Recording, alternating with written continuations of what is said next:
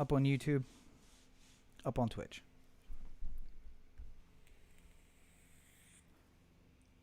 Excuse me. All right, we are up on Periscope. Check. Check.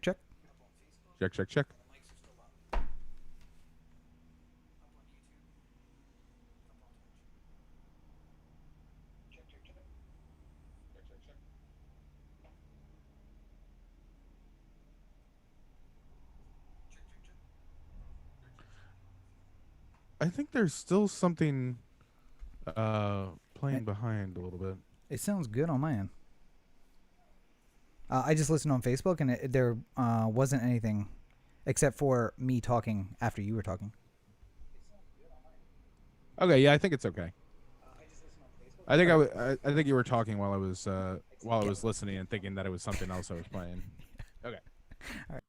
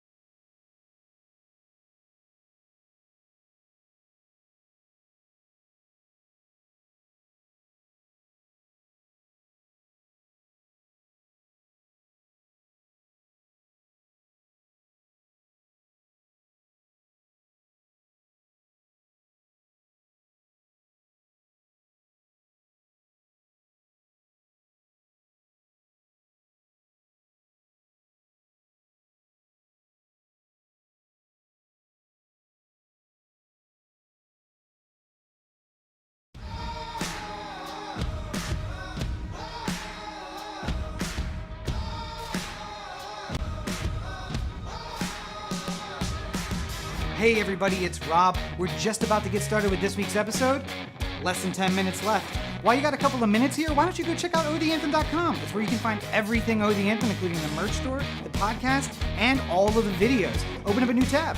Anchor.fm/OTheAnthem is the place where you can get direct links to all the podcatchers you use to listen to our show every week. Did you know we record every episode live on Facebook? Of course you do. But make sure that you're liking the page and turning on notifications so you get notified when we go live.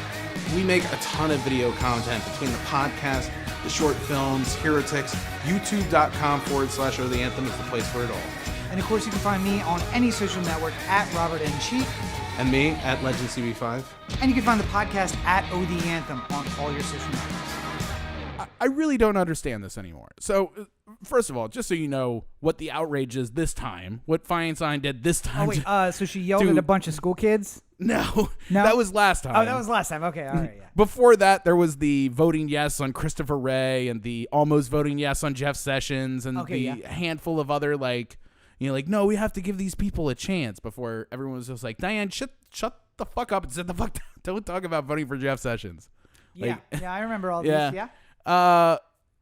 This time, it was the end of the Amy Coney Barrett hearings, and she decided to take a little time out of her day to say what a wonderful nomination process this has been from Lindsey Graham and the Republicans. And she's so looking forward to the bipartisan nature in which we're going to be able to work going forward. And I'm so happy for where we are as a country right now. And then she goes across the stage, across the dais, and hugs Lindsey Graham, both of them not wearing masks, both of them elderly, if we can use that as a generalized term between the ages of the two of them. I mean, they're both old as fuck, so yeah I would say elderly's fine. Yeah. And Lindsey Graham apparently is not taking COVID tests at all. Yes, because he's positive and doesn't want to come up positive. He doesn't want to take a test, but he's willing to hug Dianne Feinstein on the stage. Well, you may get your wish. That's all I'm saying. And I called the senator's office after I saw this because I don't get to hug my family. I don't get to go across country and see the people that I want to see or work or make money or do any of these things. And part of the reason why I don't get to do any of these things is because the Republican efforts to stay on top of coronavirus have been so abysmal that I can't really do anything. And I would very much like to. And the people standing in the way of Republicans doing whatever the fuck they want are Democrats. Wait, no, that's incorrect. Well, the people who are supposed to be in the all right. yeah. Now I understand what you're saying. So Yeah. I was confused because I haven't seen that in the last 6 Right, months and or I'm so. saying what I would like is for everyone in the Democratic Party to grow a set and stand up for something once in your life. I understand that standing for things means you have to, at one point, like, make up for these things. Like, you stand for the Iraq War, like Dianne Feinstein did. Yes. And one day you're going to have to answer questions as to why you supported that thing. Yeah. So if you never stand on anything, you never have to ask questions.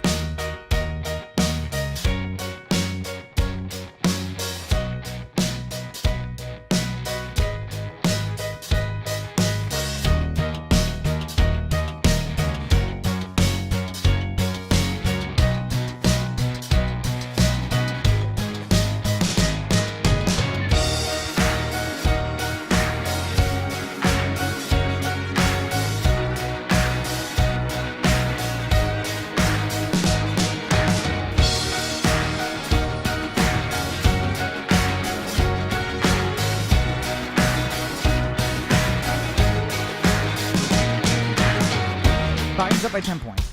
And he's up by 10 points per the national polls because everyone is like, yeah, Trump can do the economy, but if I don't survive this thing, I don't care about the economy. And fracking jobs are great, but if I don't survive this thing, doesn't matter that I have a job in my industry. Like, Yeah. And it's not shifting hardcore people, but what we're seeing is that the number of undecideds is very low compared to previous elections. Mm-hmm. And I know that this has been an issue, and I want to make sure we talk about it, Corey, because everyone is saying, yeah, but 2016. Yeah, but 2016. And I don't know how many times I can see Nate Silver on TV or hear him or something that he said be put on TV. But basically what he said is, first of all, we called Hillary losing in 2016. None of the news people wanted to hear it. They didn't call her losing On the but state-by-state basis, though. Well, I mean, what they effectively said, just to be Go ahead, clear, is like clarify, they had a 20% chance of Trump winning, and they were very clear. Like, listen, this means that more likely than not, Hillary will win, but there is still a chance that Trump can siphon off enough states somehow and win, and that's what he did. He won Wisconsin and Michigan, and all the swing states he needed. Yeah, and it that was was going the election. to be a close electoral vote, no matter what. Right. And if he could swing just a couple of those. Well, and, again, 10,000 votes in Michigan or Wisconsin changes this election. Yep. And Hillary wins instead. And, the other thing that people always seem to forget when they're, like, reapplying the 2016 map to this one is that people didn't want to vote for Hillary. Yeah. Like, there were people who liked Hillary, for sure. There was a steady part of her base that were just like, I'm so happy she's running. I'm so happy to be voting for the first woman president, blah, blah, blah, et cetera, like that. Most of the Democratic Party, though, was begrudgingly voting for Hillary. Yes. Like, And it's not, nobody's first choice was Hillary. some Like, people, like me, just said, I'm not going to vote for her. Yeah. I refuse to. But that was also before we knew what Trump would be like as a president. It was a theoretical President Trump. And now we know. And that is not as big of an impact because people are like, begrudgingly, yes, but also saying, I'm not sitting this one out. No. Well, I mean, like, Trump's waging a campaign like he's the competitor, or like the opponent. Like, yeah, like he's coming Biden in. is the president. Yeah. Like, and it just doesn't work. Like, his only hope is that he's the outcast insurgent who, like, comes out from nowhere. Like, Yeah. But, I mean, to address that problem, one, pollsters have refigured the way that they do the national number. The national number takes way more impact from local polls now because essentially what we saw, which, by the way, was correct, Hillary won the popular vote. Nationwide, she swung it by 2.3 million votes. But 10,000 votes in Wisconsin that went the other way changed the electoral outcome of that state, which helped change the Electoral College, which is, by the way, if you haven't listened to the latest episode of Rob Explains, how we elect a president. Your vote means very little on how we elect a president. Yeah. It only impacts your state. So, and you could win California by a margin of 95% to 5%. you don't get more electoral college only votes. gets you 54. That's what you're going to get. But the other part of this is that they are looking at local polls too. And I think that, again, not to kind of spike on CNN with this, but they're the ones that I have seen do the best job of this, where they're saying, okay, so let's say we're wrong. And let's say Trump does take Wisconsin, Ohio, Florida, Michigan. He's still at 248 because he's losing ground other places.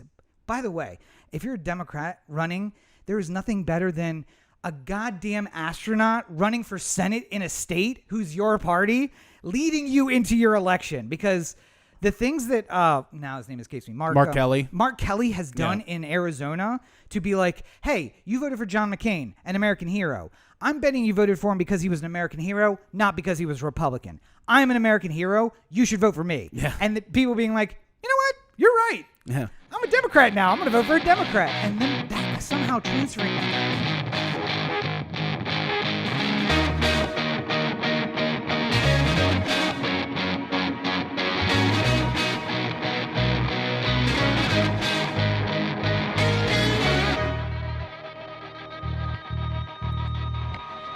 This week on the podcast, we're talking about the election. Is there really any other news? Oh yeah, pandemic. We got a lot of stuff coming up, so get ready. It's going to be a crazy show. And hey, cute dogs. You're not going to want to miss that. Coming up right now on the Anthem podcast.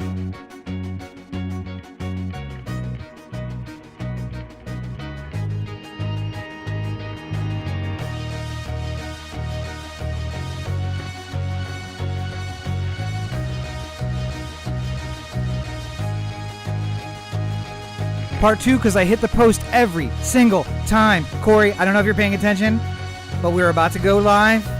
The show's about to start, and this is the post. Thanks for joining us.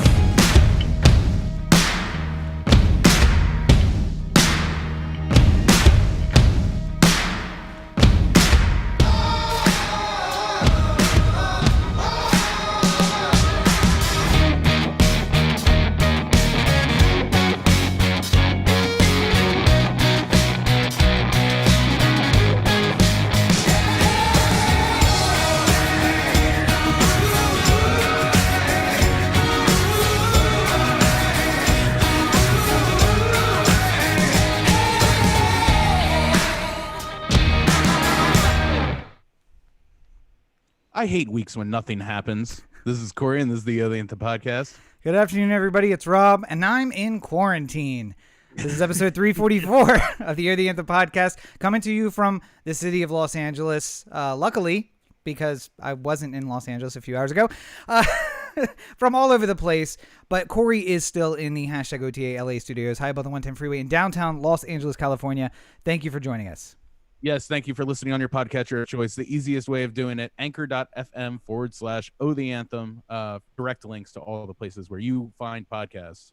And Roberto has screwed up all of my OBS scenes, so I am super not happy about that. Either he needs to come back or he's going to be fired for good. We're looking for a producer. If you can be here before Roberto, you're up. Well, I will say that we had producer Carly for a while. We did, yeah. Then we had producer Roberto. Mm-hmm. I have a young upstart who's thinking about getting into the producing game too, and I was wondering if I can introduce him right now. Absolutely. Let's see. Oh for those my of you goodness! Watching the video. So if you listen to the podcast usually, you're going to want to go over to YouTube because there is an insanely cute dog that is about the size of Corey's face on the screen right now. This is Brooks. Hi, Brooks. And Brooks is a 8-week-old Shih Tzu? Indeed he is. And insanely cute. And I know everyone thinks that their dogs are the smartest dogs. I mean, some people think their dogs are really dumb, but most dog owners will be like, "Oh, my dog's so smart." He's already peeing on pads. He's pooping on pads. We're already doing pretty well over here. So la-di-da. No crying or barking or anything like that. It's been a really chill day. The first day with the dog. Well, let me make your day unchill because I'm gonna have to call you out on this. Okay. I noticed that someone from your past had a life-changing event this weekend, if you will. Mm-hmm. Does that have anything to do with getting a dog? No, it had everything to do with the fact that the dog that we got was in Anaheim, California, as opposed to like up near Oregon. So like all the times where I've been in the possibility of a dog has been brought up to me before. It's always been like, hey, should we look at this dog that's outside of San Francisco? And I'm just like, how are we going to go up and see the dog and get everything squared away? And like, that's multiple drives up to San Francisco in the hopes of getting one of these dogs that maybe will be good. Okay. So having a closer dog was part of the calculus here. I noted that the dog has a last name. Yeah. What's the last name of the dog? Baker. Okay, so dog's got your last name. And Yeah. It's almost like that someone in your life might have been looking for their own life change event that they could post about on Facebook, and you said, "Hell no." And then they were like, "Well, hey, let's, have a smaller thing that can have your last name as a life-changing event." And you were like, "Dog? Absolutely. Not the other one. Not going to do that." Okay, cool. So you went with the cheapest option, which, listen, smart. 100% smart. Not as cheap as you would hope. And I would say, taking on a super big expense like a Shih Tzu, which has historically lots of health issues, puppy, which is brand new and going to have a lot of things like pads and food during a pandemic, just top notch. Well, seeing as I can't go anywhere or do anything, like this dog is making up for the fact that I haven't been to Vegas like 9 times this year so far. So, okay, so I took my Vegas budget, I put it in a dog budget, and now we got a dog. pretty much, yeah. So, there we go. Well, let's also talk about the other elephant in the room, which is that we are back in quarantine, and that is because, excuse me, I went to go see my own cute little bundle of joy. What's that? I said COVID. You were coughing there. Oh, no, I burped. I just didn't want to burp directly into the mic. I also am just funneling caffeine into my system because I sat on a plane on a tarmac for 7 hours and did not remove my mask because I refused to remove my mask on the plane. So we got on the plane at 2:45. We disembarked 1 hour later when they realized we can't fix the problem with the plane, which, you know what, honestly, at that point, I was just like, yeah, let's take our chances. Yeah, let's push it down the runway, see what happens. But we disembarked, and then they found another plane, and then we got on that plane, and then they pushed back from the gate, and then the guy was like, ooh, clock ran out. We had to be off the ground by now, and since we have to sit in line, we've timed out. And our union doesn't allow us to go beyond or whatever. And I'm like, I am so pro-union, but... Except in moments like this. Yeah, so then we went back to the gate, another plane landed, and the guy who just went Seattle to Philadelphia then ran across the airport, or was carted across the airport, I assume, and then jumped on our flight to fly Philadelphia to LA. So, you know, and he was just like... rubbing his nose, going like, I'm good. He's like, he came on the thing and he was like, we're going to take off as soon as possible. I do want to do a walk around the plane. I know the other pilots did it, but, you know, we all have our ways of doing it. Also, I need to look at the route because I'm not sure where we're going. Los Angeles? Okay, we're going to Los Angeles. And I was like, you know what? Just push it down the airport. Let's just see what happens. I don't really care.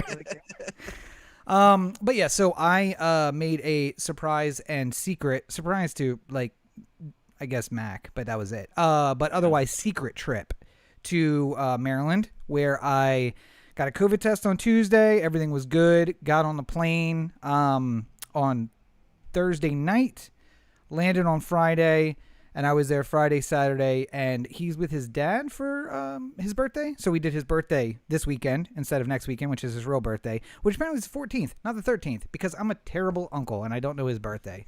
The problem is there's too many teens in it. It's like, oh, my birthday is 11/14/17, and I'm like, bro, that is too many teens. I'm never going to remember that. They're all right together there. Like, my birthday is 1/10/84. Easy to remember. 0110, and then the year George Orwell thought the world was going to end. Turns out it's 2020. But, yeah, so we had his little birthday party, and he's adorable. And here's the two things I've learned about Maxon over the last few days. One, I was an adorable but annoying kid. Because basically my mom is just like, yeah, how you liking that? Yeah, we had that every day for years. And I'm like, what are you talking about? And he's like, I see you getting frustrated because he doesn't want to do it your way. And, you know, you're like, this doesn't make any sense. But he wants to play the game by his rules. Yeah, that was us every day. And I'm like, oh, sorry. The other thing I could it say, sounds like your mom was chambering that for a kid, and she thought it might have been you, and instead it was Sarah. So apparently Sarah went and just cloned me, and then it came out with her face, and the rest of it's just me. He's in class with like.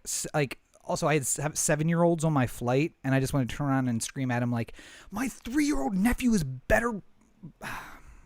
He was so much calm. Yeah, he's just better behaved. He's much more calm and just like chill. But also, I also know he's a cheek because he has problems dealing with his emotions. And when I was leaving, and the night before, he just like had a meltdown in the car because he thought it was going to be the last time he saw me. Oh, okay. He's like totally fine, right? So he's like, I'm going to be fine. And then today we were saying goodbye, and he wouldn't take a picture. And then he was like, I was like, I have to go. And he was like, no hug. And he just like ran back in the house. And I'm like, cheek, that is we can't deal with emotions, and we're not good at any of this stuff. So, but yeah, he's adorable, and I don't want kids anymore, at all.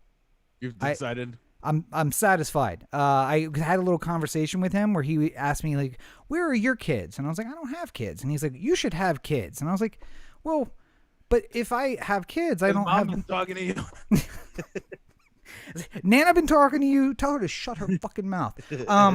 But just kidding, Mom, if you're watching. But basically, I was like, well, if I have kids, I don't have money to send my nephew cool gifts because I send him stuff like I don't know, 5 or 6 times a month. He basically any package that comes to the house that where my sister lives with her roommate, he basically just like claims it. He's like, no, mine, and like you have. Your name's not on it. You don't know it's yours. He's like, no, mine. My Uncle Robert sends me stuff all the time, so it has to be for me. And I was like, yeah, so I'm not going to be able to have money. If I have kids, I don't have money to send you stuff. And he was like, you don't need kids. No, it's fine. And it's settled. I like how he's looking at you going like, maybe it's for the best if you don't. And here's the thing. I've met the biological need to procreate, and the only thing that's missing from that is like watching that little piece of you grow up outside of you, and I get to do that. Only I also get to play video games until 3:00 in the morning, and then wake up at noon. So enjoy, Sarah.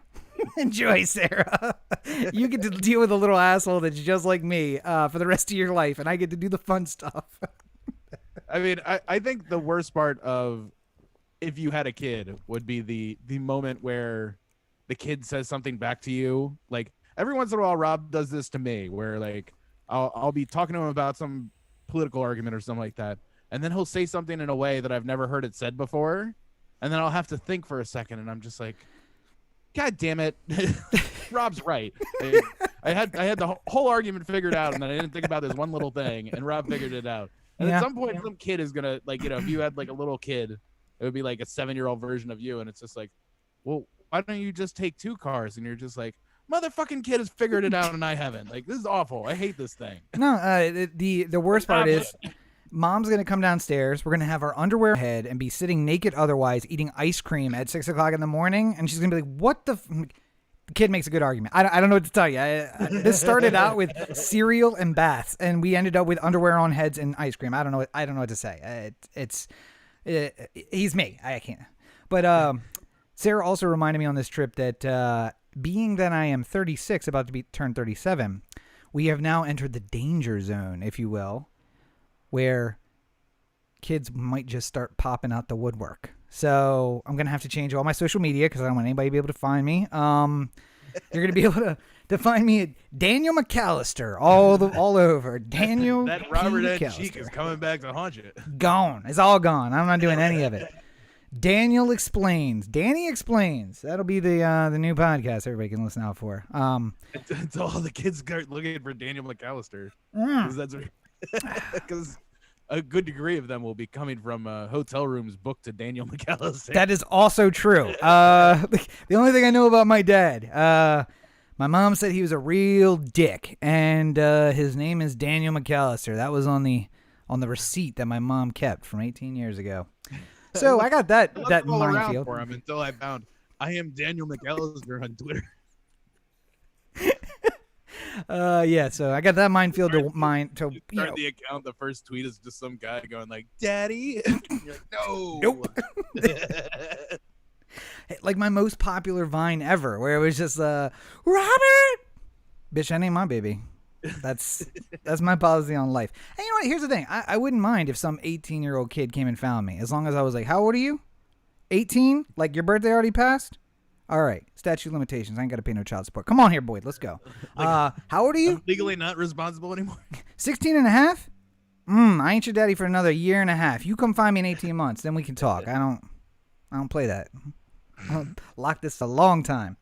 And speaking of locking things up in court for a long time, apparently that is how you win elections in the United States in 2020. That's right. They call me Transition Man for a reason. Yeah, so don't know if anyone knew, but the presidential election happened this past week. And by that you mean what? the 7-day festival that we have every year to celebrate the election? It should be illegal to watch that much CNN. I feel like at the end of it, I was a hollowed out potato with what was left of a brain there. And listen, we joke about Mark Zuckerberg maybe being an android. I think John King is actually an android. Every time I turn on the TV, he's at the magic wall. It's like, let's go to John King at the magic wall. I'm like, this motherfucker's been up for 47 hours. What is he doing? It's not only that, but Phil Mattingly is the other person who handles magic wall duty for CNN. With Cuomo. Yeah, he's got to do with Cuomo. It's one of the two of them for 24 hours. Like, so it's like John King tags out and Phil Mattingly comes in, and then Phil's got to deal with like questions from Chris Cuomo going like, so the Electoral College, like, is this a liberal arts education or something like that? And Phil's like, Chris, are you new to this or? My favorite president. You should know how this works. My favorite moment of all the election coverage was Phil Mattingly looking at Chris Cuomo with the like, oh, that's not rhetorical. Okay, I can answer that. Yeah, that was so dumb. I assumed you were giving me a rhetorical question. But yeah. So what you're saying is we got to get at least half of the votes on the board. So that's 270, Chris. 270. Yeah. All right. So that's 50% plus one. It's like, you've been doing election coverage, man. Come on. Count on your fingers and toes. But yes, it should be illegal to have to watch that much CNN. Also, everybody need to, I know I posted this on Instagram, but like everybody needed to chill because it didn't matter. I don't know why people were sitting around waiting for like, it was like the week after 9/11 when everyone just laid on the couch watching planes hit buildings over and over and over again and just couldn't get out of their own way. I flew across the country. It's I think the thing that was bothering me most about it was the on Tuesday, all the Trump votes coming in first filled me with a lot of dread. Mm-hmm. And like Rachel was looking at me like, is Biden going to win this thing? And then I'm just like, it's really early. Let's not count our chickens, or like let's not get worried yet and stuff like that. They haven't counted the mail-in vote. Like some of these states are going to count that mail-in vote last, and it's just all going to come in like a surge. Don't worry. But then I'm like looking at it, and I'm just like, Trump's up 600,000 in Pennsylvania. There's no fucking way. That's a lot of votes. That's a lot of mail-in votes. And then it turns out there was a lot of mail-in votes. So thank God. But, yeah, apparently like a third of the electorate may have voted absentee and or mail-in. Yeah. So it makes sense to me. Like I have always been of the mind that I wanted to vote on election day. I like the romanticism of going to the polls. I like, I like the act of voting. Like it's fun for me. Mm-hmm. And having that sort of taken away by COVID was something that I didn't want to do. But also at the same time, I didn't want to go to a place where a lot of people who might have COVID are voting. So it's like the mail-in ballot's fine. I'll be fine with the mail-in ballot. It's weird. It's weird to hear, to hear someone speak of, I just romanticize the choosing of the overlord who's going to dominate my life for the next 4 years. And not really that. I'm going to choose the people who choose the person who is my overlord for the next few months because the founders in their infinite wisdom wanted me to be one step separate from the actual vote. So, Well, it's not my doing. It's this elector's Yeah, and by the way, we're just so you guys understand the news cycle, here is what's about to happen. So we're still counting votes. The military vote is actually allowed to be in later. So your vote had to be postmarked by a certain day. In Pennsylvania, for instance, it's postmarked by Election Day, received at least 10 days up to after Election Day, which means we're not even done yet. They could receive more votes. But there is an exception to that rule. And if your mail is postmarked on a military base that is not in the United States, then there is an exception to that that's basically like, if we haven't certified, we count your vote. So if you're in Guam and, a bat flies in and drops it into the election headquarters in Pittsburgh, we're going to count that vote as long as it's been postmarked U.S. military Guam. So, Right. And again, military votes have historically gone stronger to Trump. Maybe not so much in the future when he's the one shouting like, none of these votes count, and they're all mail-in votes from the military. So I was thinking about the suckers and losers and what's in it for them that might have cost him the military vote a little bit too. But I mean, who also knows? that, that small little thing. confusing Hunter Biden and Beau Biden and the guy who served meritoriously in 2 different theaters of war, who got wrapped up in his father's campaign some reason because Trump doesn't know the difference between the 2 kids. And here's what I'd tell you. I know 100% that other than Ivanka, he cannot tell any of his own kids apart. That's what that tells me. He's like my aunt who just would like lean down out of her chair and just be like, Rod, Sarah, one of you kids come here. Like that is Trump at his house. I'm not going to bother Ivanka with this, but I'm just going to keep shouting names till somebody shows up and then pretend He I knows knew Don who it was. Jr.'s name because it's his name too. That he won't forget that one. See, I don't know that. Eric, I think Eric, he might imagine think. he's forgetting all the time. I think he might think Barron is actually Don Jr. because like he's the one who's like relatively attractive and isn't doing coke on national TV and all those things. So, but as I saw somebody put it, the long night is over, which isn't actually true. So what you're going to see in the next few days, the final votes will come in. The likelihood that Biden is now taken over by whatever remains is probably low. I think he's got 1,000 vote margins most places. So, but then there'll be the lawsuits. Wisconsin is probably going to be a forced recount. Michigan will probably be a forced recount. Georgia will likely be a forced recount because their law allows for recounts if it's less than a certain percentage. And Half we a are percent, I think, in all of those. yes. I think Michigan's isn't within the automatic recount territory because I think their margin is a lot smaller. Theirs might be like 0.25% or something like that. And I think the Trump campaign was talking about asking for a recount in Michigan. At least that's what like the other problem is that the Trump campaign throughout this whole thing has been throwing out, we're going to sue here, we're going to do this, and then you got to wait and find out whether or not they actually do any of these things, because to order a recount in Michigan as opposed to an automatic recount in Georgia or Wisconsin or something like that is a lot of money. So the state will cover it if it's an automatic recount, but if you're just asking for one, then it costs a lot more. And then I honestly don't remember there ever being a recount in this country where more than like 100 or something votes like changed. Other than Florida in 2000. And that was a different issue. That was the hanging Chad problem of like, do you count these or not? So, right, or the butterfly ballot was the other one in Florida that year. Yeah. It like caused a lot of confusion as to like what voter intent was and stuff like that. But I mean, like all the Trump lawsuits that I've heard so far are for such a small amount of ballots that it doesn't really seem to. So like, what happens if you win? Like, so the lawsuit that he's talking about bringing up in Georgia is over 56 ballots that may or may not have come in a couple minutes after 8 o'clock or whatever, whenever the deadline was in Georgia. And so the argument is we're going to spend a lot of money and time fighting this in court to maybe just invalidate 56 ballots. Like that's not the margin. No. So the Georgia aside, the hope is that you get Wisconsin or Michigan or Pennsylvania to agree with you at some point.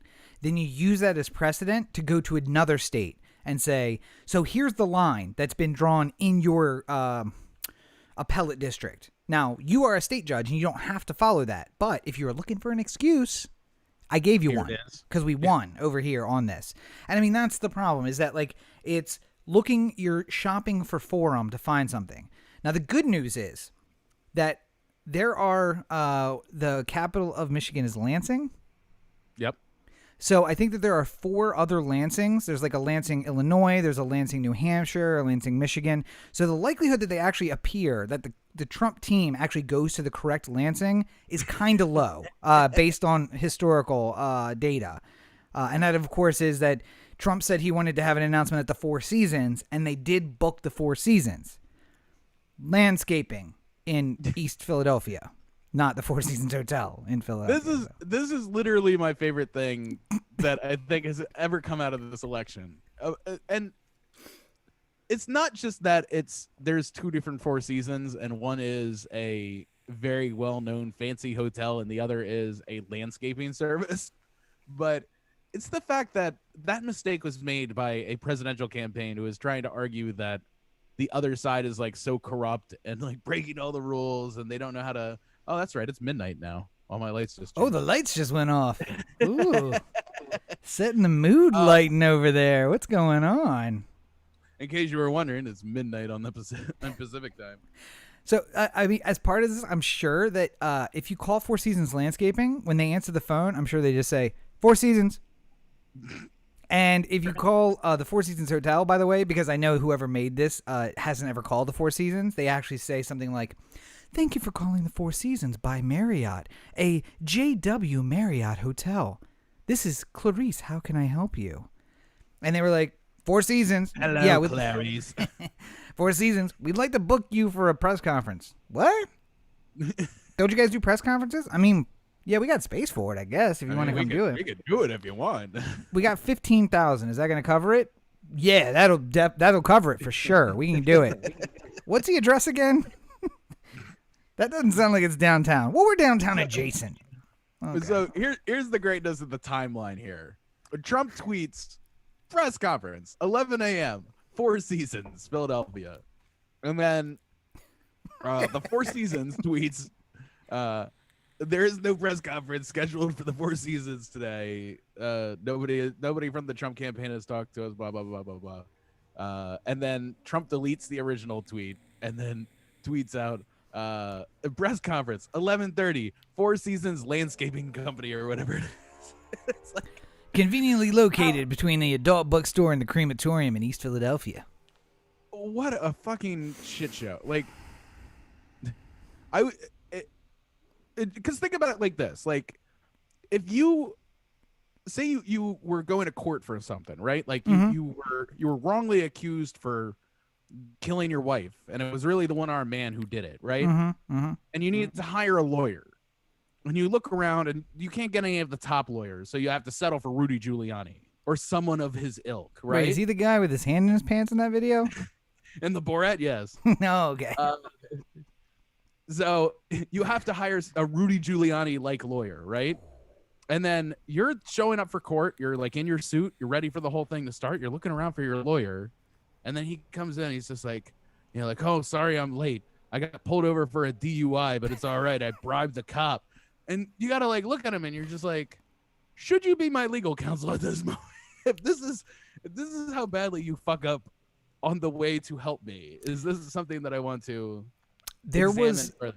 There's a meme thing that I loved when I was practicing law, and it's like, it's still good. It just doesn't, I don't see these on the daily anymore. But it was like, you're going to jail if, and it was like pictures of lawyers where like one guy was wearing house shoes to court. And they're like, if your lawyer shows up with these, you going to jail. So you should just cut a deal. And one of them, the lawyer came in and he was wearing a Tommy Bahama shirt. And then he borrowed somebody's jacket to put on over it and pushed his very long hair out of his face with sunglasses. And they're like, if your lawyer looks like this, you're going to jail. So you need to cut a deal.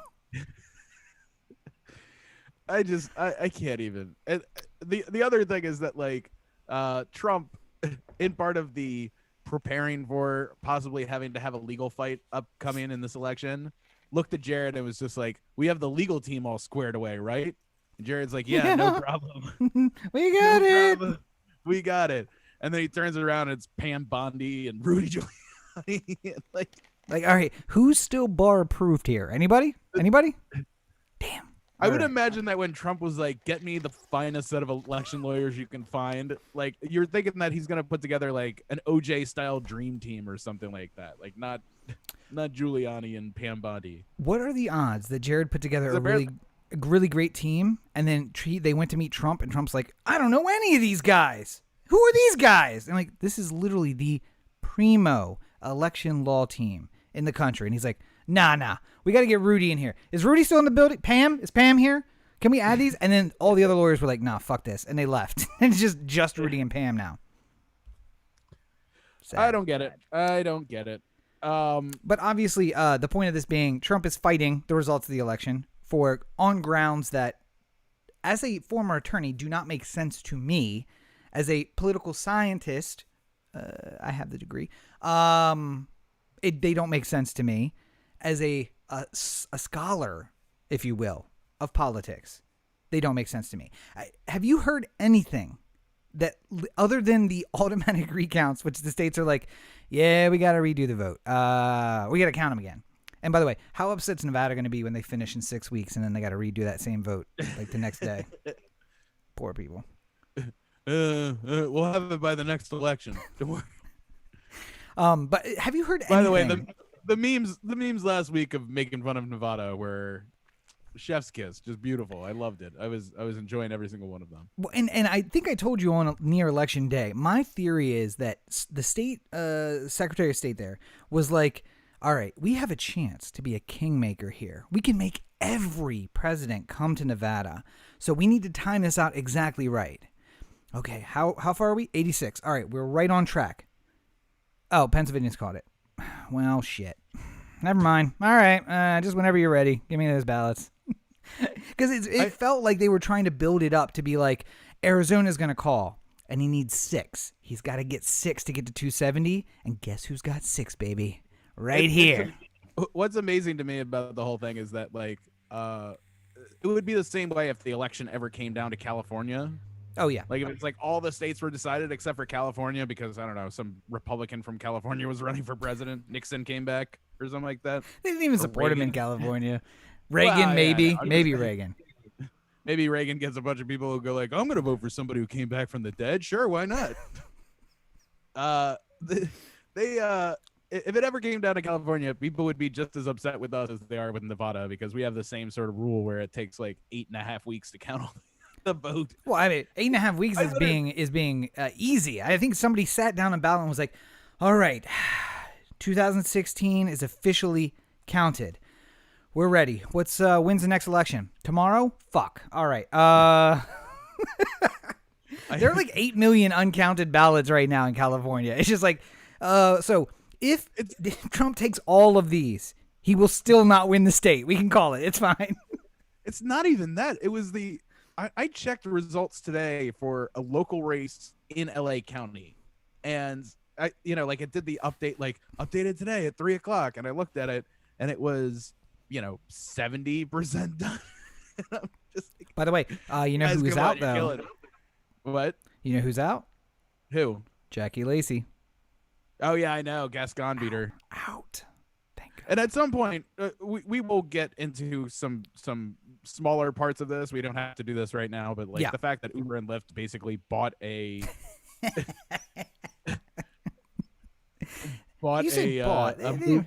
a ballot measure is You say bought, I say bribed, because they basically put, every time I opened up the app, they were just like, by the way, we're not going to be available.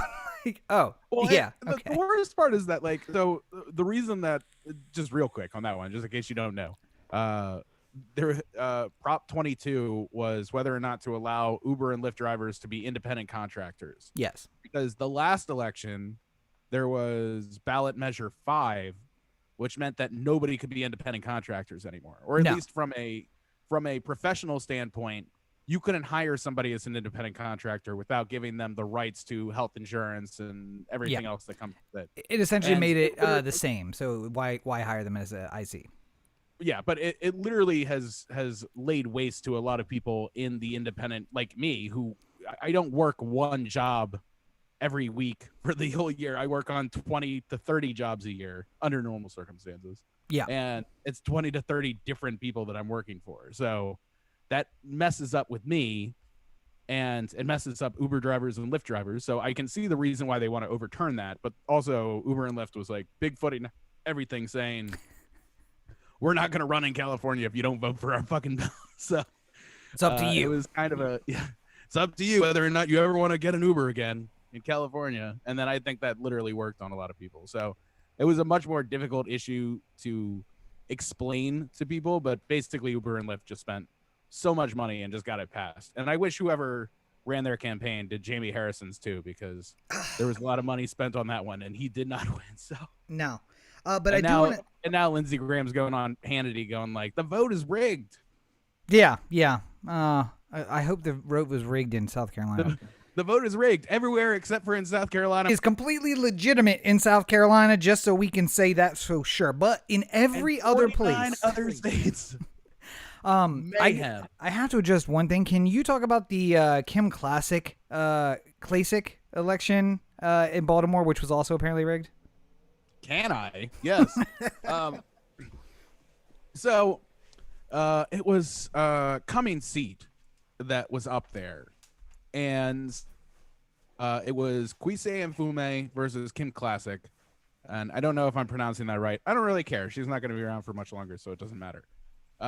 She was running as a Republican in Baltimore City, which is, I don't even know why you would bother doing that. It's not even if you were to do really well as a Republican in Baltimore City, your upshot is maybe getting 30% of the vote.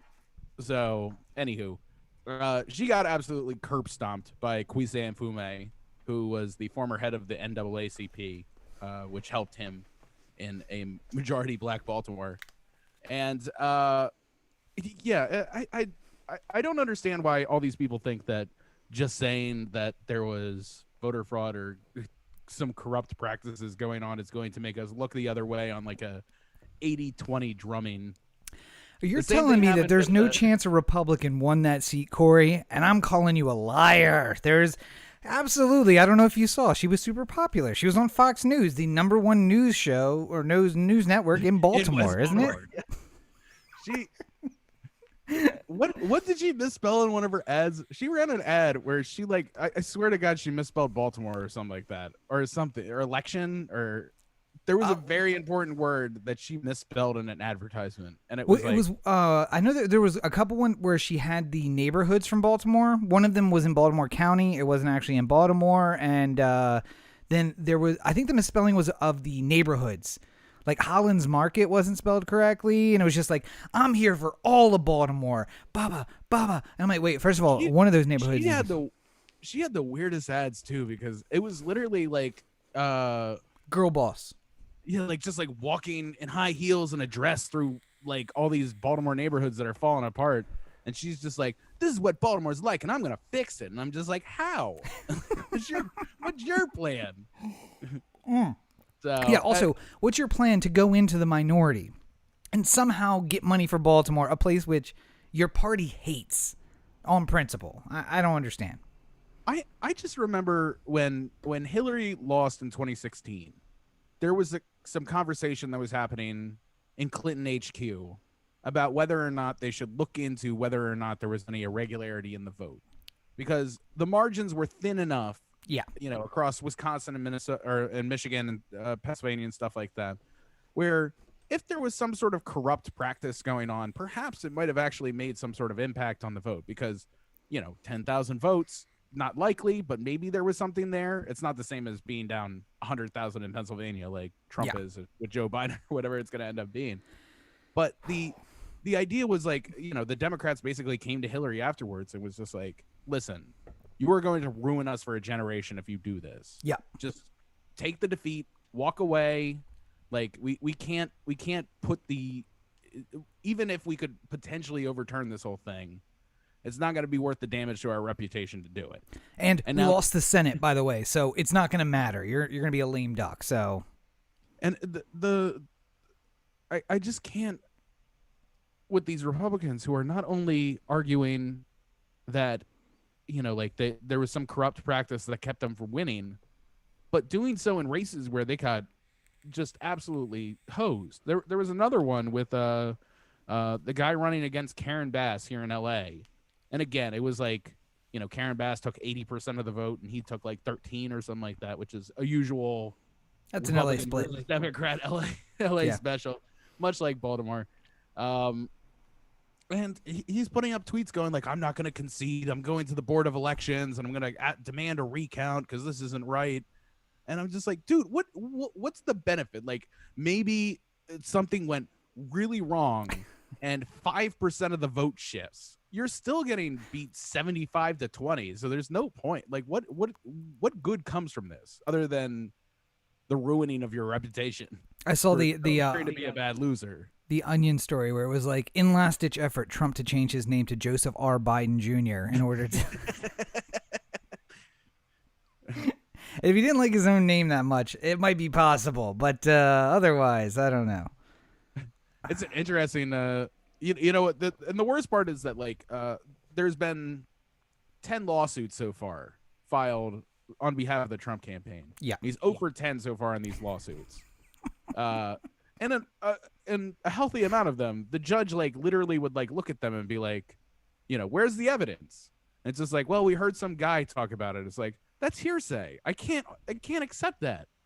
It's just like, he's just like, why not? And it's like, why not? Like, have you been a lawyer for any length of time? Like, why can't I accept hearsay evidence? Like, yeah, no, I think that so like half of these cases have just been like laughed out of court. But my concern always is that some decision that is made straight up or down, as opposed to like dismissed with prejudice and stuff like that. Something that's like, I'm finding in favor of the state of Georgia against the Trump or the Trump campaign in this thing, but it's a straight no vote from the judge that can get appealed. Yeah, continue to get appealed until eventually the Supreme Court hears it, and then the concern is that they're not going to be able to help themselves from voting 6-3 on the worst legal decision you've ever heard that just keeps getting pushed up because they keep appealing, Yeah, and I was going to say that I think that like 6 of the 10 right now were dismissed at the initial hearing. Like this is facially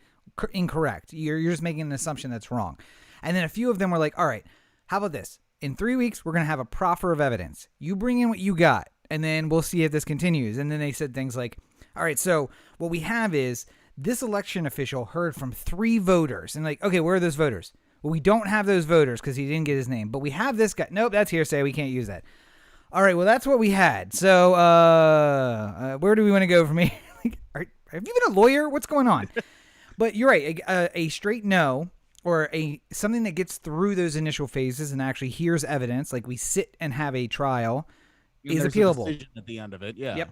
And it's like Bush v. Gore, which in the I think the first paragraph and the last paragraph both say this cannot be used in the future. This is a single decision. It only applies here. We want to be clear on that. And then 2 of the justices cited that opinion when it came to a Trump case. And you're just like, it literally says it cannot be looked to as precedent. Yeah. And you're now looking to it as precedent, which is the dangerous part.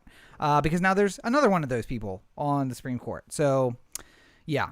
And I just want to say, I mean, this is obviously like kind of like a super Hail Mary for the Trump administration that they get some sort of decision that keeps going its way up the court. Yeah. And then it makes its way into the most fraudulent Supreme Court decision you've ever heard. But even in that case, even if he overturns one state, like, yeah, what are they, 373? Overturns Pennsylvania or something like that on that. Like, you're not getting enough electoral votes to actually sway the election. Yeah, I mean, because with Georgia and Nevada, I mean, what it came down to is he needed Georgia and Pennsylvania. You can't get to 270 any way otherwise. You have to overturn both of those. And by the way, with you Nevada, also needed Arizona or Nevada, one of the 2 of them. With Arizona and Nevada, Biden has 270, so it doesn't matter. You can take the other 2 back. Okay, that's fine. Take them back. Take Wisconsin. Great. All right, but I'm going to keep Georgia and Nevada and Pennsylvania. So it's fine. I don't know what the end game is here, except for delay. It just feels like if you were watching Monday Night Football, right? And it didn't happen like this tonight, but let's say the Patriots are beating the Jets like 45-0, and it's the fourth quarter, and it's 30 seconds left, and there was a Hail Mary and a questionable touchdown call. And you have Adam Gase like throwing the challenge flag, like, this could affect a lot of things. Let's do it. It's just like, dude, you lost. Like, there's no way you're coming back from this. But it's 11 p.m. on the East Coast. Can we go to bed, please? Sure, we'll look under the fucking hood at your stupid ass challenge. Like, but yeah, and if it was just the president, that would be disturbing enough. But it's also Mitch McConnell and the GOP basically nationwide saying there's fraud everywhere. Wait, like South Carolina? Nope, no fraud in South Carolina. You mean like Maine 2nd District? Nope. Collins is good. That was a good election. But the presidential vote in the 2nd District might be fraudulent. So what you're telling me is there's a nationwide conspiracy to get Biden elected, and we didn't say, let's throw in the Senate while we're doing this? Like, okay. So here's the thing that has really ruined my good time of a Biden win here so far. Celebrate your overlord, Corey. Tell me what's in the way of celebrating. It's basically this. It's when I was looking, I couldn't find the exact difference in votes right now, but at one point during the election, Trump was up about 5 million more votes than he had in 2016. Mm-hmm. And I literally looked at it and I was saying to myself, how in the world could 5 million more people vote for Donald Trump than they did in 2016? Because in my mind, when I was prognosticating how this thing was going, and granted, I was using polls that ended up being very wrong as part of my logic for this prognostication. Mm-hmm. But like my mind, I was just like, okay, Trump might get a sliver more votes than he did before because people are going to be like, oh, I need to turn out because this Senate race is also happening, and I guess I'll vote for Trump while I'm here. Or maybe, like I know for a fact that there was some Republican votes that went to Trump that didn't go to him in 2016 because the mail-in ballots came to them. Yeah, and they I was going to say, go to the polling place. half of those, I would wager, are states where they said, in order to get the votes, the people to vote, we're going to send them ballots. Now, yeah, that's going to mean that Trump's vote's going to go up too, because there are going to be people who, I don't know, live in parts of Maryland where it doesn't even matter, who aren't served by the GOP, but who are, I mean, I was just there. People who are in LA, you live in a bubble. I just went to a place where I didn't see a single Biden sign the entire weekend. And this is more to the point of what I think is the problem here, because I don't think that more people said to themselves, oh, I wasn't going to vote for Trump in 2016, but I'm definitely voting for him in 2020 because of locking kids up in cages or Muslim ban or any of the other things that he did over the last 4 years.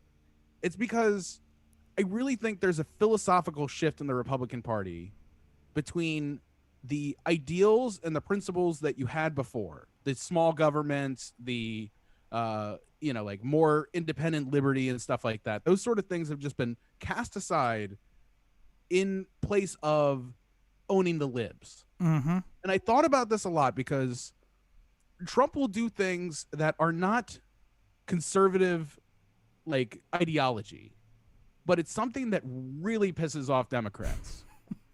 And it's not even that like the Republican Party over the last couple of years, believe it or not, has actually become a little bit better on gay issues than it was for a long period of time.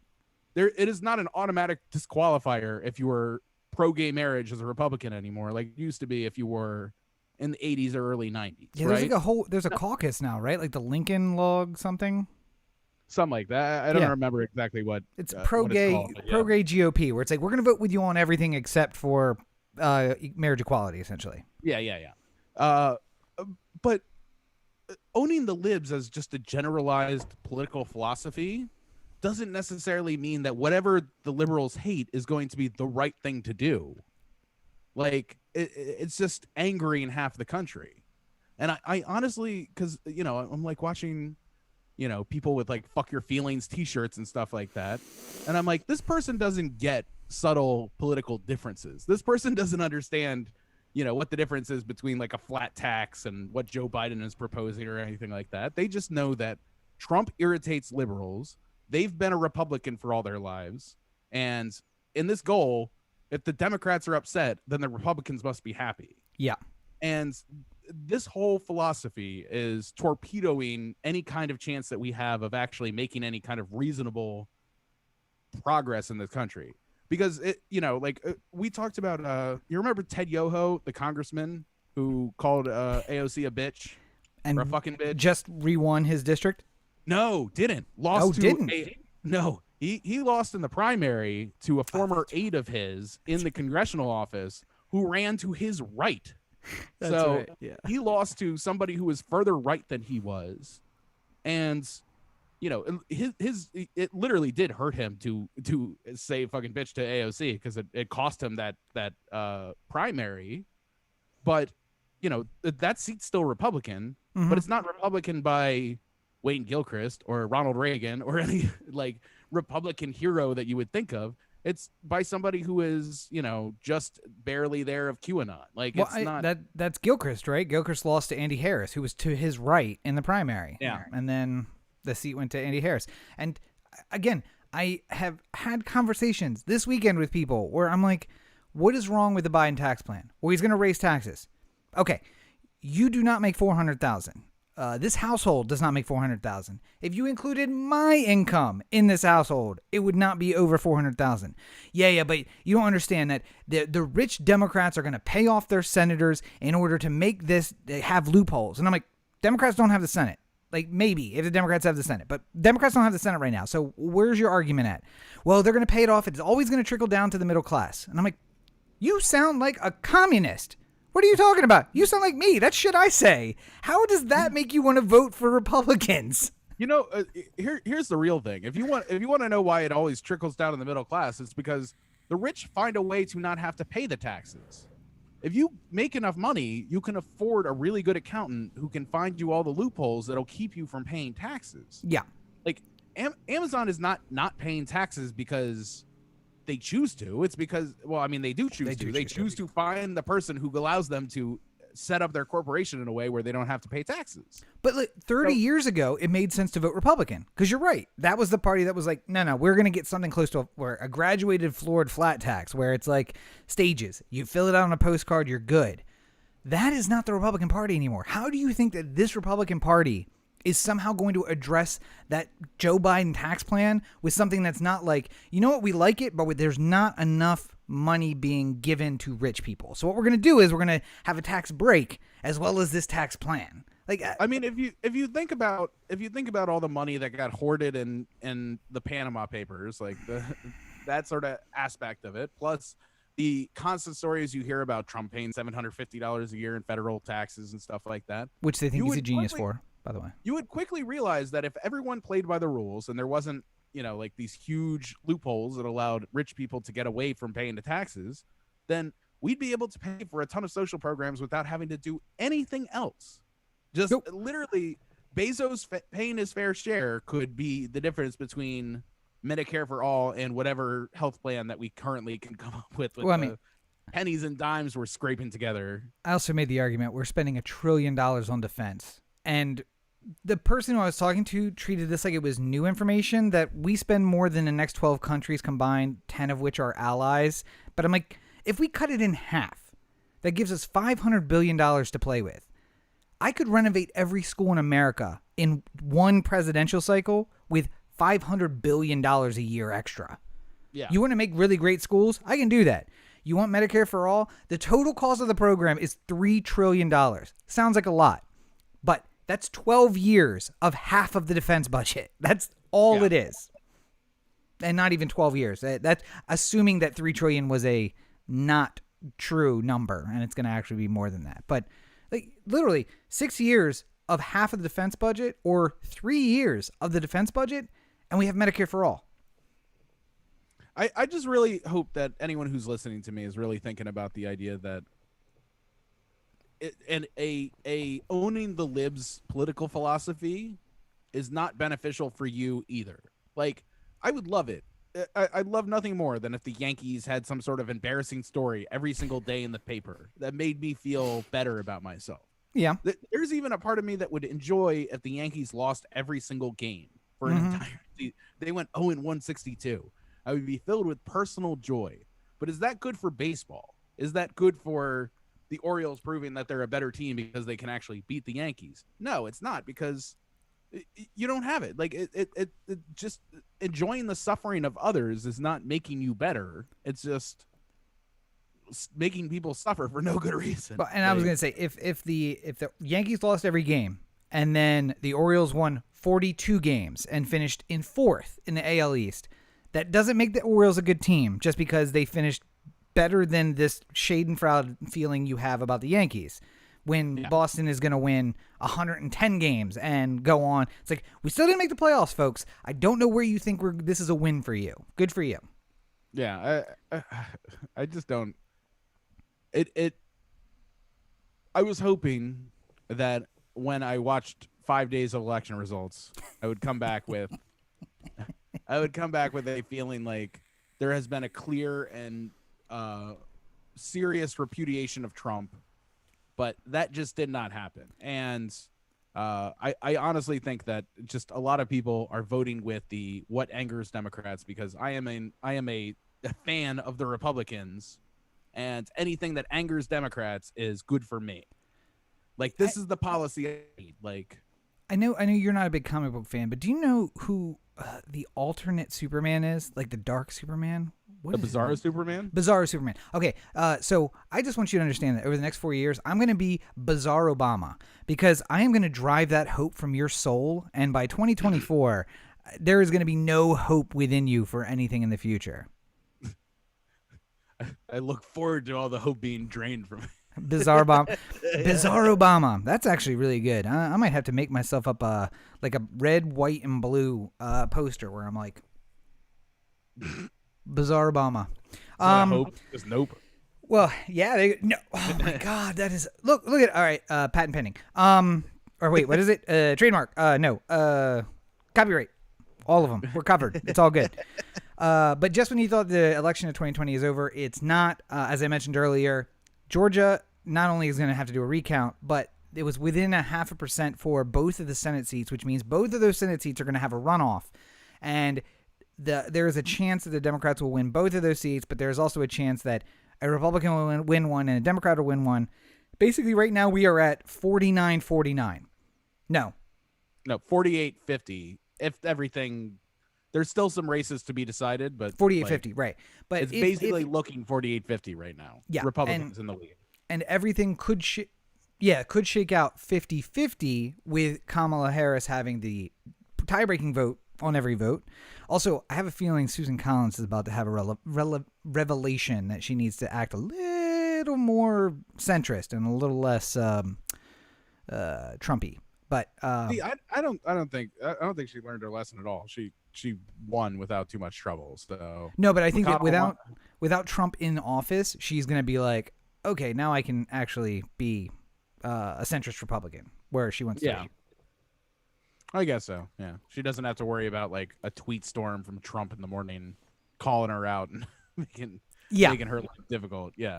But so here's where we are. On January 3rd, the 145th Congress, 144th Congress, wherever we are now, will be seated, and that is the Congress that will certify the results. It will include 2 senators from Georgia who 2 days later will have a runoff election. So whoever certifies the vote on the 3rd may not be the actual Congress that continues for the rest of the Congress, but Georgia will send representatives, even though they don't have official senators. So I think at that point it'll be 52-48, but those 2 seats could then swing back to the Democrats to be 50-50 later in the cycle, essentially. Yeah. Yeah, I mean, I posted all this on Instagram, but just my election wrap-up. Thank you, women of color. You've saved us. If anyone did, it was you. If we can point out someone specifically, Stacey Abrams in Georgia, I don't know what we can do. Can we all just throw in like $5 and buy her something? I feel like that's where I'm at with her. Here's what you can do. If you're really serious about thanking Stacey Abrams for everything that she's done, you can take her lead and do some proactive voter registration in Georgia. If you're so inclined to do so, you can get on a phone bank. You can do things if you're not actually in Georgia to help the election. She I am there's a lot of love for Stacey Abrams over the past week. I have loved Stacey Abrams for a long time. I said she should have been vice president over Kamala. Yeah. She wouldn't have been doing all this great work in Georgia if she was busy on the campaign trail. True. But I'm still very thankful for the work that she did, and I think that if you're really serious, it's one of those, you can put a black picture on your Instagram and say that you're for Black Lives Matter, or you can and then continue to do nothing with your life that supports that theory at all, or you can actually do something. You can put a picture of Stacey Abrams on your Instagram. You can thank her, and then rather than not doing anything, you can work and help get either John Ossoff or Raphael Warnock elected to the Senate in Georgia. Yeah, And I again, also this I this just is also not a- go ahead. sorry, Sorry. this is not a I desperately want a Democratic Senate thing here going, but more than anything, the Republicans in Georgia are fucking awful too. Like awful in a different way. Like for instance, like Kelly Loeffler and Purdue were both tied up in insider trading allegations that they knew more about COVID before anyone else did, and their stock portfolio increased based off of that.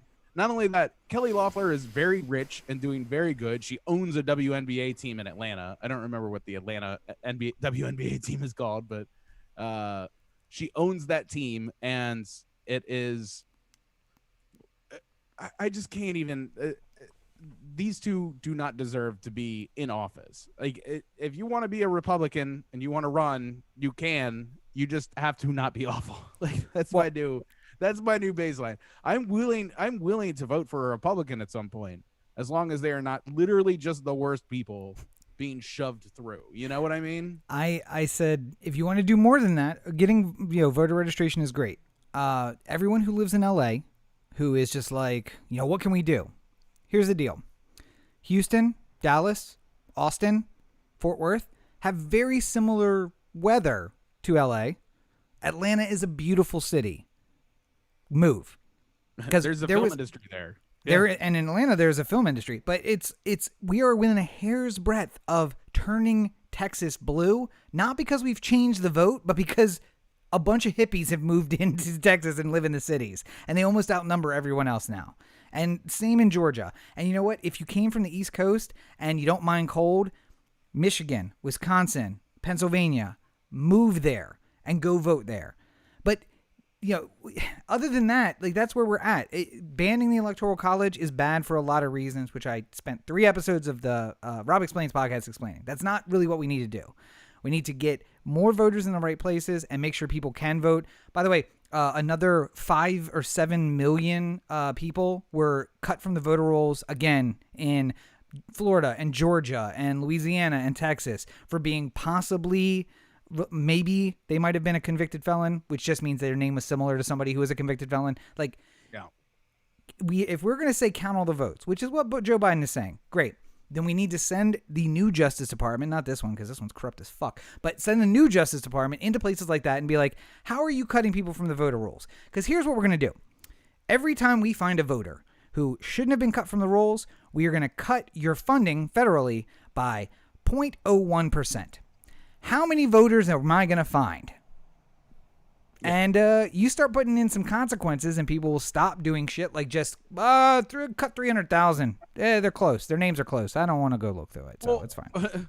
Also, there's just while we're talking about profiles and courage in the Republican Party and stuff like that, every tweet that comes out that says count every legal vote, don't count the illegal votes, that's what we do. That's the entire purpose of the election. If I dropped my ballot into a drop box 2 weeks before the election and then got struck by lightning on November 1st and died, they don't count my ballot. Yep. They go through, they start scanning it. They get a message that something's wrong with this person. And then that ballot gets pulled out and put aside. And then they go, oh, Corey died before Election Day. His vote doesn't count. Because by California law, you have to be living voter alive when the bad faith arguments of dead people are voting, or like the Republic or the Democrats had a box of 50,000 ballots that they decided to shove into the middle of the vote count when it looked like Biden was going to lose. Like, all of these things are not real. Like, yes, at one point in elections, there were dead people who voted. Mm-hmm. There was some very skeevy stuff going on in Chicago during organized crime that turned a lot of dead people into registered voters in the city of Chicago. New York And too. because- You came in off the boat and we walk you up to go vote. That's how it works. Like, no, that's not how it works. This is not the same thing anymore, though, because there have been, since that happened, since in the late 60s or early 60s, that At least, yeah. that When was Kennedy Chicago elected? had dead people voting. There have been a lot of things that have been put into place to keep that from happening again. So, like, every single ballot every ballot I've seen has been barcoded and had specific information aligned to it. So if I sent in my ballot, they would scan it and know that it was me, and then know whether or not I was dead, and know whether or not I was legally allowed to vote, or any of these things. Like, By the way, my Maryland ballot had 3 barcodes on the outside cover, on the inside cover, and then on the ballot itself. And I'm like, well, oh, that's because they scan it. The first scan says, is he dead, or has something happened, or has he already voted? And then the second scan is like, all right, now we're scanning the voter. All right. And then third scan is, now we're going to take the ballot. All right, now we count this. Like, it's ludicrous to say that people voted who shouldn't have voted. The fact that California gives IDs to people who aren't citizens doesn't impact the vote. None of these things impact the vote. We count legal votes. That's it. When somebody was asking somebody in Arizona, I believe, like what percentage of the ballots that, like, the provisional ballots were being thrown out or something like that. And they said, like, well, there was 100 people who put their ballot in the mail, but then were worried that Also their ballot wasn't going to be counted. So they went to their poll on election day and tried to vote and had to do it through a provisional ballot. And we got their ballot. So we threw out the provisional. And they were going through all the numbers and how many people did this. You want to know how many people from a foreign country tried to vote in Arizona? I think it was. How many? Where you would imagine there were a lot of foreign people because it's right on a border. I was going to say, Joe Biden's winning by 12,000, so I'm going to say at least 15,000. 17. 17 people who are not American citizens walked into a voting booth in Arizona, or walked into a polling center in Arizona, and thought they could vote. And to their credit, the State Board of Elections in Arizona said, hey, fill out this provisional ballot and we'll find out. And then as soon as they filled out the provisional ballot and said, oh, this guy is not from America, but rather Venezuela, they threw his vote out.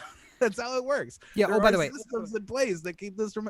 Part of the reason why the vote takes so long is because there's so many different things that go along in the process to make sure that there's no problems. Like, and that, just to be clear, though, that's not fraud, because there are countries in which being present in the country on election day makes you a voter.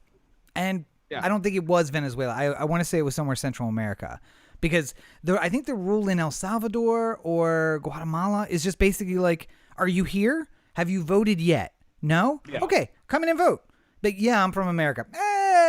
It's okay. Who are you voting for? Are you voting for Sandinistas, or are you voting for somebody else? Okay, come on in. But, a country which we absolutely wrecked their entire democratic system. Thank you, America. But I want to make sure we cover something. No, Rob, I don't know if you heard about this, but socialism did that. Oh, is it like Venezuela, right? Yeah. One last election point I'd like to bring. Go up, ahead. Yeah. John Kasich and Rick Santorum in particular were on this point on CNN after Joe Biden was declared the winner. Yeah. And how close this election had been to being a Trump re-election if the progressives and the people who were saying defund the police and Medicare for all would have just shut the fuck up and gotten out of the way. Like, if Joe had made that more of his platform, then he would have lost by a lot. I'm going to tell you this right now from my political science background, including the degree that I did not finish, but did a pretty good amount on. I don't have Rob's actual piece of paper, but I have most of the generalized knowledge there. People were going to vote for who was not people who voted for Biden were going to vote for anyone who was not Donald Trump for the most part. there might be a small percentage of people who said, I really like Biden and I'm going to vote for Biden.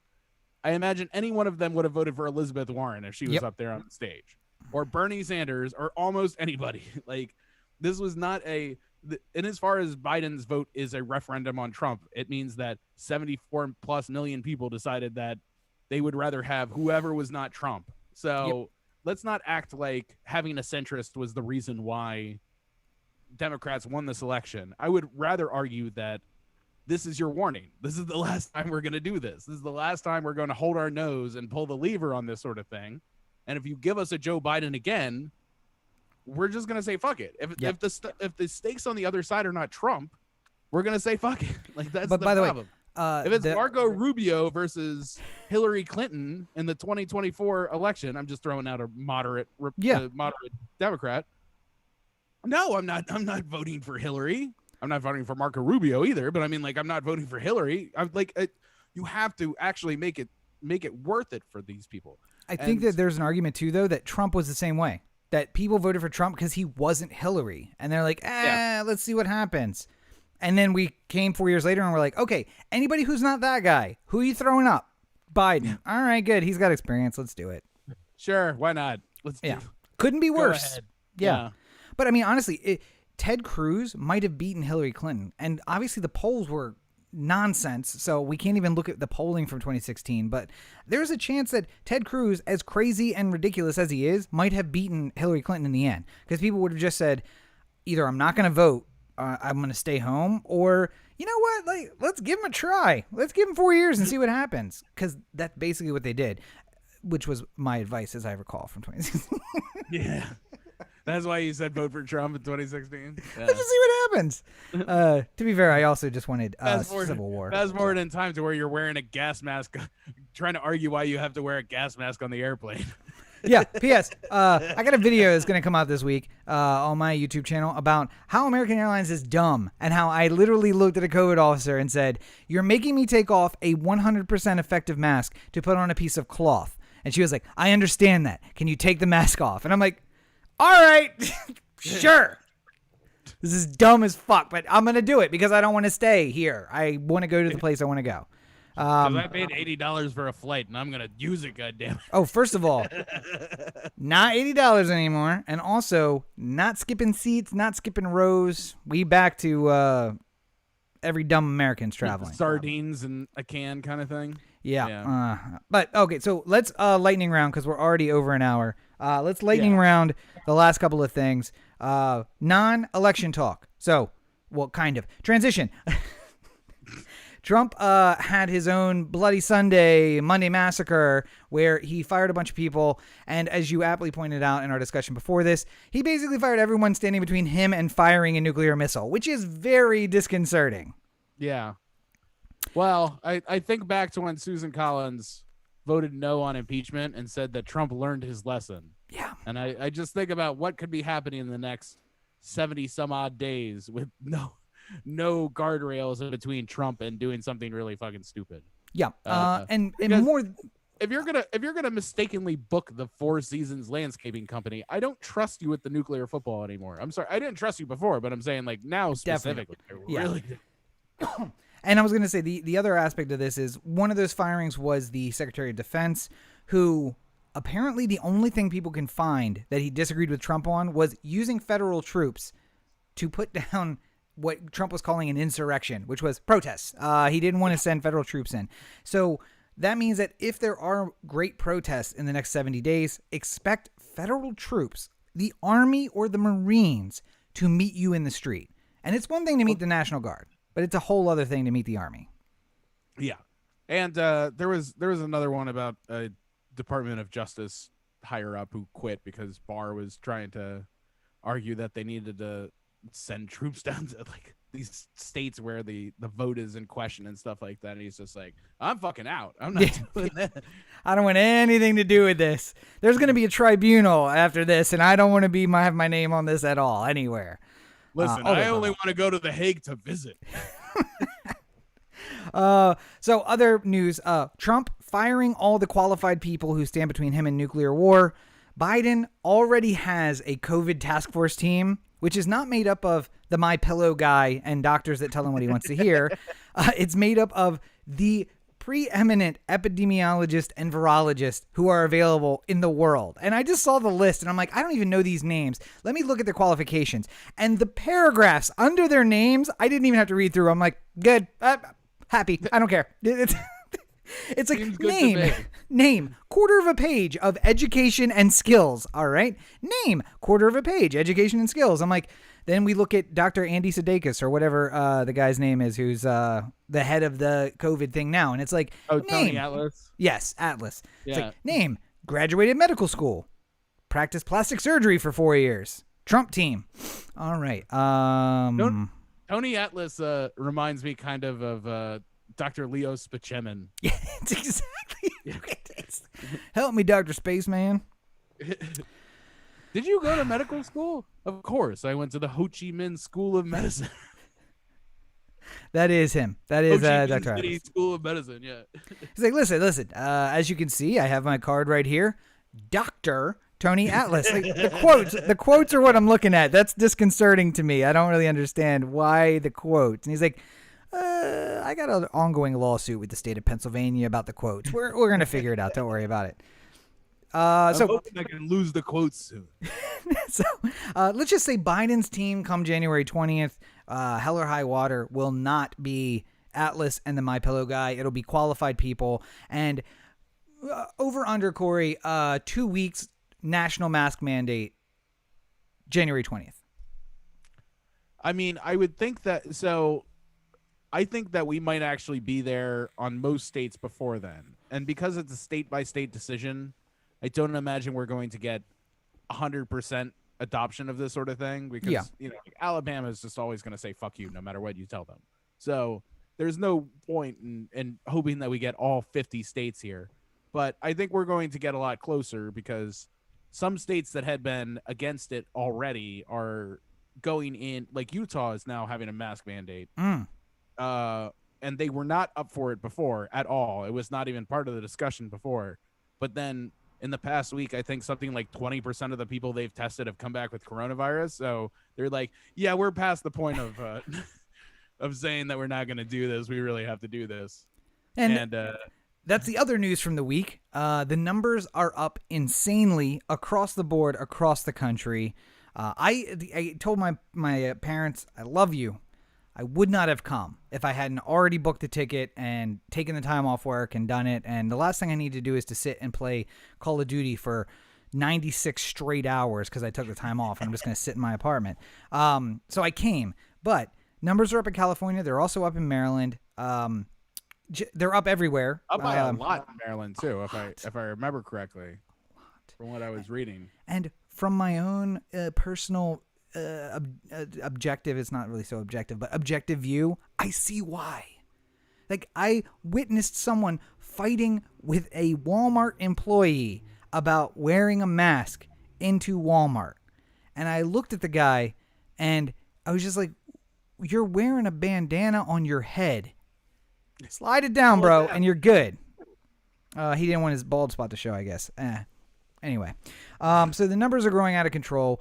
It couldn't be a better time to bring in a new administration that is going to actually do something about it. What they can do about it, I guess we'll see. But it's not looking good at all. And the outbreaks are happening in New York. They're happening in L.A. They're happening even in small states like Utah and also non-states like Washington, D.C., where the West Wing is apparently a hotbed of COVID activity. Yeah. And they continue to have events without masks, and people continue to show up to them. And now Meadows, Ben Carson, brain surgeon, who, by the way, tweet of the week, starting to think Ben Carson got lucky on separating those twins. And I agree, Twitter person, because the more I learn about Ben Carson, I'm just wondering if he just like took a samurai sword and was just like, what, we ready? Shunk! And they were like, oh my, you perfectly nailed. You separated them perfectly. It couldn't be done better. And he's like, I know. And then he walks into the doorway on the way out, and you're just like, I don't know how he did it, but he did it. That's the only thing that makes sense to me, having dealt with Ben Carson now for 4 years. But Carson's positive. Meadows is positive. You also mentioned somebody else is positive in the West Wing now. Oh, can't remember offhand. Oh, the guy who's heading the legal team for Trump's recap. Yeah. Or, The lawyer. yeah, he's down with Corona right now. So always great when you have the figurehead of your legal team out with the disease that was caused by your own incompetence. Well, if he was stronger like Trump, it wouldn't even impact him. He would just, be taken by helicopter. 2 days worth of therapeutics. Get a bunch of get a subscription to Descript to be able to change all the videos that you shoot of Trump inside of Walter Reed, and you're good to go. Well, and as I continue to point out, as I continue to point out to my parents all weekend long, yes, you can absolutely beat this virus. If you have a private helicopter that takes you to a suite where 100 doctors are focused on nothing other than we must keep this man alive. And then they give you stuff that's not FDA approved because it doesn't have to be. That's actually the law. You could give him whatever he's willing to take. It doesn't matter. If somebody had said, hey, birth control, yep, that's going to stop coronavirus. The president could have taken birth control, despite the fact that, everything in the material says men cannot be given this. This is very dangerous for men. Give him birth control. It doesn't matter. If it's not FDA approved, we made, what we did is we took the blood of a bat that we got from China and we put it in a pill because we think we're going to fight fire with fire here. We're going to put some COVID directly in you and let it fight out with the COVID that you got. Circling back to all the QAnon craziness, right? Yes. Imagine if the cure they gave Trump was the blood of the children that are taken from all these conspiracy theories of QAnon having these child sex slaves being traded across the country and people kill them for their life force or whatever it is. Great. I don't even know how this thing goes, but imagine if that was the cure and then Trump walks out and just anytime a QAnon question comes up, he's just let's not judge so quickly. Maybe not all of it's crazy. We're going to have to wrap this episode because I need to head over to some forums and start making some posts. Thank you for the idea. Just making a new 8chan post. Yep, I'm heading over to 2, 4, 6, and 8chan. I'm posting it everywhere. Trump survived. All the even numbers are getting a post from me tonight. Trump survived based on the blood of innocent children that he had injected in him. They took it from Adam Schiff's hotel room in the W. Here, you want to talk about Walter Reed working across the aisle? Adam Schiff sacrificed 2 of his children to provide blood for Trump while he was recovering from COVID. That's why he was so young and spry. I one thing I wanted to mention, I didn't mention it before. This will be my last point here before we go. Mm-hmm. Speaking of the fuck your feelings and owning the libs philosophy of the right, yes. I will admit that I have in my past held political beliefs or said that I hold political beliefs based solely off of spite. So for instance, I've always said that DC shouldn't be a state, not because they don't deserve, representation in Congress. It's just they don't deserve it. I don't like people who are from DC. They drive too slow and they don't deserve to have senators and stuff like that. That is a joke that I tell all the time. Deep down inside, I know, yes, of course they deserve senators and a congressman and representation in government and everything like that. But I'm going to loudly say anytime I get the opportunity, no, DC can't be a fucking state. Look at these people. They're not allowed to be a state. And that is for no other reason to anger the people of Washington, D.C., who I love to prod any opportunity I get. And, it really crystallized my whole owning the libs philosophy. So I wanted to make sure I got that out before I forgot about it forever. Yeah, and listen, to be fair, clearly that's not your philosophy, or else we'd be talking about removing statehood from Mississippi, Alabama, Kentucky, because those are all the same reasons we would need to take away their statehood. So yeah, the problem is you can't take them away. You have to do it proactively. You can't, because once you give DC statehood, they're gonna assume they have it forever. Yeah. Until Cory Baker becomes president, he's just hey, not so fast, you guys. By the way, funny aside on that, the guy who was screaming at the Walmart employee. You want to vote? You go to Virginia. Go move to Virginia. You live in Arlington if you want to vote. The guy who was screaming at the Walmart employee about the bandana or not wanting to wear a mask was wearing a shirt that said something about snowflake. And that was the one thing I took away from that. I'm like, you're wearing a shirt that is making fun of snowflakes and screaming at a 19-year-old girl who's just trying to do her job, who honestly probably doesn't care. Honestly, she would rather just have you come in and be done with it, because she was wearing 2 masks that you were screaming in her face about, and you're wearing a shirt that says, stop being such a snowflake. I can't with these people, honestly. Well, if you want to know what I don't even have a finish to that. I was going to make some sort of America greatest country in the world, blah, blah, blah. OhTheAnthem.com. Corey to OhTheAnthem.com. OhTheAnthem on Facebook, Twitter, Instagram. And the listener line, 443-219-7595. What's that number again? 443-219-7595. You can find more of me at my website, CoreyBakerFilmmaker.com, Facebook.com/CoreyBakerFilm, and at LegendCB5 on Twitter, Instagram, and TikTok. Much like most of America, I spent 5 days on the couch and didn't even realize it. It felt like one big, constant, long blur. So I was not as productive last week as I wanted to be, but I hope to be more productive this week. So enjoy that when I am. Well, while Corey and most of America was not being productive, I continue to put out 2 episodes of the Everyman Movie Review per week. Borat is out. Trial of Chicago 7 is out. We got some more interesting things coming this week. I'm Thinking of Ending Things is coming up on Thursday. And When Jeff Tried to Save the World. The movie I'm Thinking of Ending Things. Just so we... Yes. Although... That wasn't just a just throwing it out there on the podcast as we're heading out the door. I mean, it kind of depends. It depends on what happens in the next little bit. Depends on how many views that video gets. Yes, it depends on how many views that video gets. But not only that, of course, we are keeping up daily episodes of Rob Explains. I just covered pareidolia and apophenia, which are... seeing faces where they don't exist, and then holding beliefs which are aside from all logic and reason, which is very fitting in these days. So we'll continue to do 2 episodes of the reviews every single week. The podcast continues every single day. You're going to be able to find that around 5 to 6 a.m.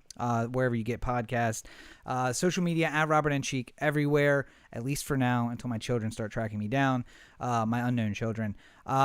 And you know what we got to do, Corey? We got to get Brooks a social media so we can start promoting that as well. Yeah, well, I mean, he's been in the house for less than 24 hours. I haven't really gotten around to the social media strategy just yet. But well, I was going to say that's about 20 hours less than I would think that Rachel would take to make an Instagram for him. So literally, we started the episode and then Rachel FaceTimed me and she was just like, I know you're running the intro video. Here, look at the dog. And I'm like, I got stuff to do. What are you doing? Come on. He is really fucking cute, though. He deserves an Instagram. Not every dog deserves an Instagram. This dog deserves an Instagram. Yeah, but Rachel's not the one to make that call. She follows ugly dogs and apparently really cute dogs. So I don't really understand. I don't understand the logic. Part of the thing I really love about Rachel is that she'll look at an ugly dog and she'll just be like, "Oh, he's cute." I mean, he's not, but he's cute. Mm-hmm. Well, hey, listen. That logic. You guys have been together for 5 years. So. Yeah, it makes complete sense to me. I don't know. But on top of all of that, I have an unboxing video for a brand new toothbrush that I bought that's going to be coming out. Actually, it should have come out earlier, but then I realized when I landed, it didn't come out. So it'll be out right after this is up. So you can check that out. And on top of all of that, if you are super into conspiracies, like you think every conspiracy, not QAnon, but if you think other conspiracies like Bush did 9/11, or any of that stuff. If you're into those conspiracies, I want to hear from you. And if you think no conspiracies are true, I want to hear from you too. Because I have an idea for a new show we're going to be talking about in 2021. Get at me. We're going to talk about all of that. But keep following on social media. I got a lot of irons in the fire and new projects coming all the time. And if you've been following along for NaNoWriMo, I did exactly 0 writing up until today. Which means I should be at 15,003 words. And when I left Maryland, I was at 0 words. Luckily, I was stuck on the tarmac for 3 hours right before my 6-hour flight. So I am now at 8,000 words. The one good thing about being stuck in a plane. And I'm going to try and catch up this week. So I'll be posting about that. If you're writing for NaNoWriMo, follow along. It's a good chance to write a novel. So I'm going to have my new novel out at the end of the month. Excellent. Well, I think we've done good here today. I think we've done something, but I'm also super goddamn exhausted. So, I mean, and me we've done something. I don't know if it's good. But as always, you're listening to the Oh the Anthem podcast, part of the Oh the Anthem digital network. For Corey, this is Rob. Have a great week, everybody. We're going to try to be live again next week. We'll see. At a reasonable time. I'm going to take that COVID test, and we're going to see the one time you hope for. I guess you always hope for a negative, right? I do. Yeah, we live different lives, Corey. I don't know what to tell you.